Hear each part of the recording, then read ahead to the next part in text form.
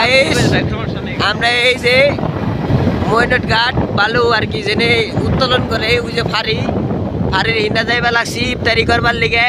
আমার কাছে মাদক নাই কিন্তু ইফতারি আছে। মানে যদি পুলিশ আমাকে ধরে আপনারা জানেন কোন কোন এলাকায় পুলিশে ধরে এরকম ইফতারি পাইলে।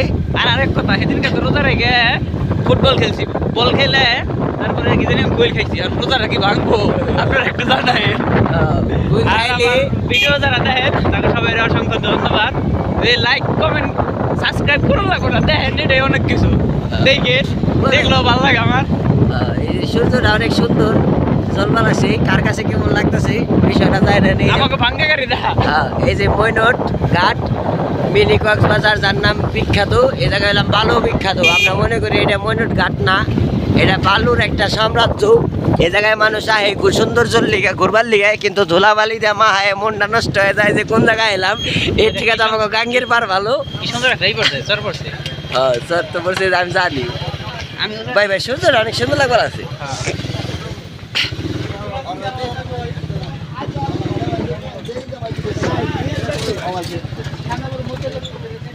সুন্দর যাবো কিন্তু একবার গোসল করবার এলে যাও না।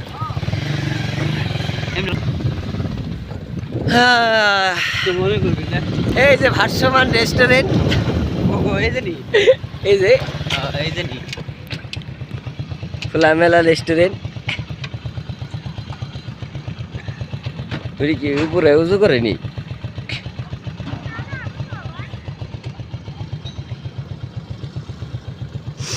এই যে আমরা চিন্তা ভাবনা করবার আছি যে আমরা ঠিকাদারে বালুর ব্যবসা নিব। বালুর ব্যবসায় বলে অল্প দিনে কোটিপতি হন যায়। ওই দেখ সূর্যের তাপ কমে গেছে, তাই আগুন তো তাপ দিবার লাগছে। আগুন তো তাপ দেয়নি। ওই যে আগুন না, ওই যে আগুন, ওই যে কত বড় আগুন, তুমি টান দে যাইব নি দূর। সূর্যের তাপ কমে গেছে, থাই আমাকে হালটা না হইলো ওই যে ঠানি দেখা যায়, ঠানি যায় না। সূর্যের তাপে এখন আগুন ধরে গেছে না, সূর্যের পাওয়ার কমে গেছে, আর বিকাল না, তাই মনে করছে সূর্যের পাওয়ার দেওয়া লাগছে, এনার্জি দেওয়া লাগছে। আর নাহলে পদ্মার পানি ঠান্ডা হয়ে গেছে, গরম করবা লাগছে।